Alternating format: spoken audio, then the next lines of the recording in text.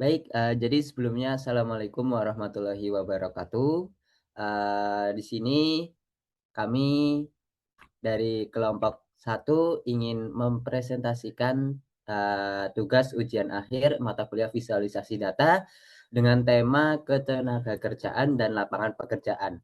Nah, jadinya, projek ini nanti akan membahas tentang visualisasi dan analisis gap tingkat pendidikan terhadap krisis pengangguran terbuka yang ada di Indonesia. Nah, di sini langsung saja kami beranggotakan 4 orang. Yang pertama ada saya sendiri, Itmamul Wafa dengan NIM 2311160. Lalu ada Mbak Arifah, Nur Arifah dengan NIM 231111069. Ada Mas Ihsan dengan NIM 231111078 dan juga yang terakhir ada Mbak Selvia dengan NIM 231111042. Nah, berikut, presentasi yang akan dilanjutkan oleh teman saya. Silahkan. Baik, selanjutnya yaitu latar belakang. Pendidikan sering dianggap sebagai solusi untuk mengurangi pengangguran. Namun, data menunjukkan bahwa lulusan dari berbagai jenjang pendidikan masih menghadapi tingkat pengangguran terbuka atau TPT yang cukup tinggi. Kondisi ini mengindikasikan adanya kesenjangan antara dua pendidikan dan kebutuhan tenaga kerja, sehingga diperlukan analisis berbasis data untuk mengetahui pola pengangguran berdasarkan tingkat pendidikan. Selanjutnya, problem statement. Pendidikan seringkali digadang-gadang sebagai kunci utama untuk memutus rantai kemiskinan dan pengangguran.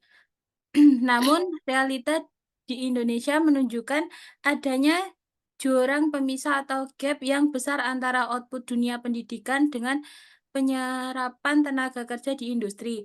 Fenomena tingkat pengangguran terbuka atau TPT yang fluktuatif di berbagai jenjang pendidikan menimbulkan pertanyaan kritis. Apakah semakin tinggi tingkat pendidikan seseorang di Indonesia, semakin kecil peluangnya untuk menganggur, atau justru terjadi penumpukan pengangguran terdidik atau education unemployment? Proyek ini bertujuan untuk mengupas tuntas kritis pengangguran tersebut secara visual dan interaktif, mengidentifikasi wilayah geografis dengan krisis TPT terdalam, serta melihat tren pergeserannya dari tahun ke tahun demi memberikan rekomendasi kebijakan pendidikan dan ketenagakerjaan yang berbasis data atau data driven policy. Selanjutnya yaitu mau dilanjutkan teman saya.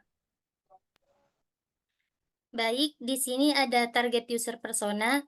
Jadi, target user persona di sini ada tiga. Yang pertama itu pemerintah atau Kemenaker, yaitu yang mengevaluasi apakah lowongan kerja nasional sudah seimbang atau belum.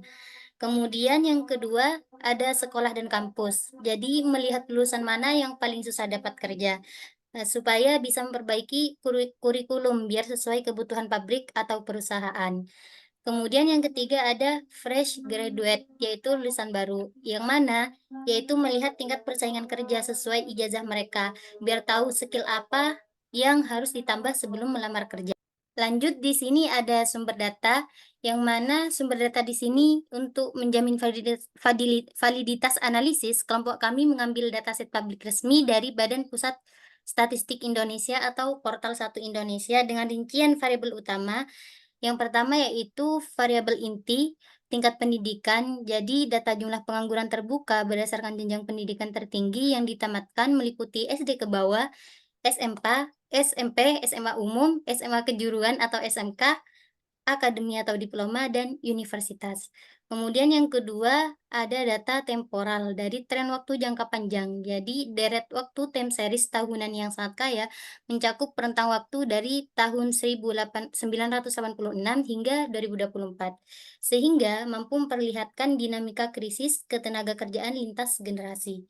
Kemudian yang terakhir di sini ada data korelatif, hubungan antar variabel. Jadi analisis hubungan dan pola pergeseran angka pengangguran antara lulusan pendidikan vokasi atau SMK dengan pendidikan tinggi universitas dari tahun ke tahun. Jadi seperti itu. Baik, lanjut. Jadi setelah dari beberapa penjelasan tadi, nah pembahasan selanjutnya yaitu terkait eksplorasi visual 4 varian grafik.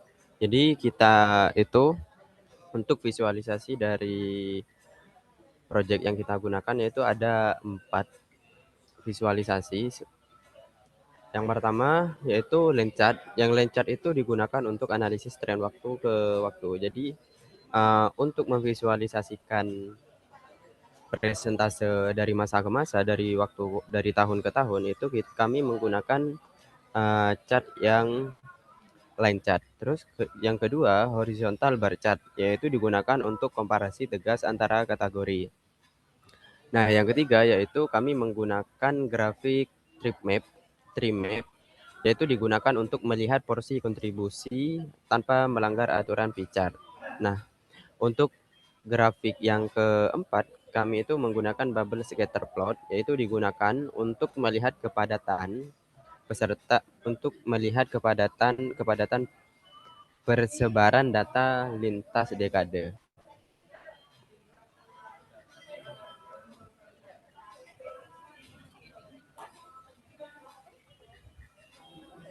Lanjut.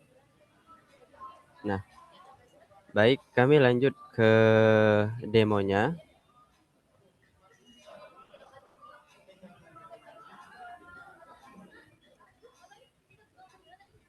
Oke, baik. Jadi berikut adalah dashboard dari project yang telah kita bikin. Nah, jadi kita buatnya itu menggunakan Streamlit ya untuk membuat dashboard interaktif untuk pembuatan visualisasi datanya. Nah, sebenarnya yang pertama di sini kami menggunakan 2 data. Yang pertama adalah untuk visualisasinya data ya, untuk membagi filter kategori pendidikannya seperti SD, SMP, TK, dan seterusnya. Lalu di sini kami juga membuat rentang tahun untuk memuat ya dari tahun ke tahun untuk membandingkan tahun ke tahun, atau enggak mungkin untuk membandingkan dari SD, diplomat dan sebagainya, dan juga untuk membandingkan rentang tahunnya. Misalnya di sini kami memuat data berdasarkan tahun 1986 sampai 2024. Nah, lalu datasetnya di sini ini adalah dataset mentah ya. Jadi ini adalah dataset mentah sebelum datanya itu di-cleaning atau diolah ya menggunakan Python. Nah, di sini bisa kita lihat bersama-sama jumlah barisnya itu sebelum kita cleaning itu ada 30 baris.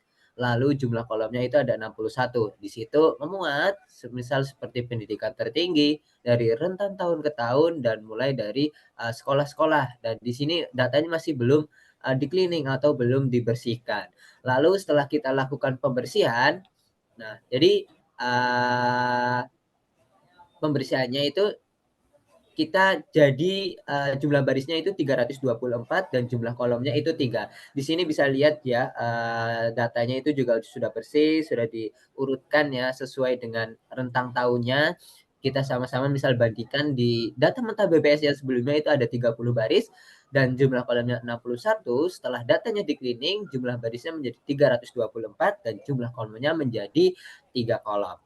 Nah, berikut mungkin beberapa pemakaiannya untuk visualisasinya data mulai dari line chart dan sebagainya yang nanti yang akan dipresentasikan oleh teman saya.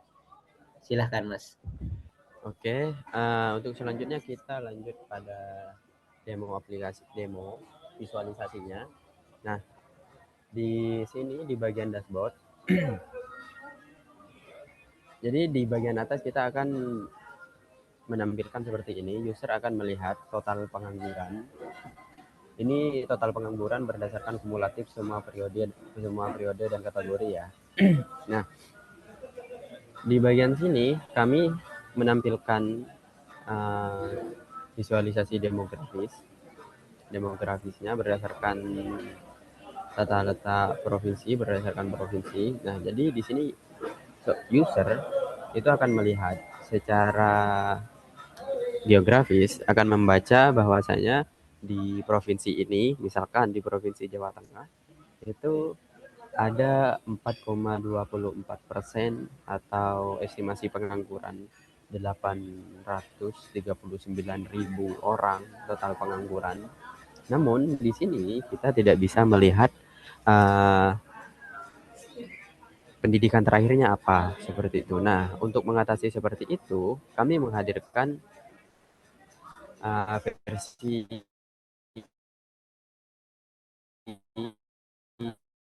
yang kategori pendidikan. Di sini di Lencat ini digunakan untuk menampilkan perubahan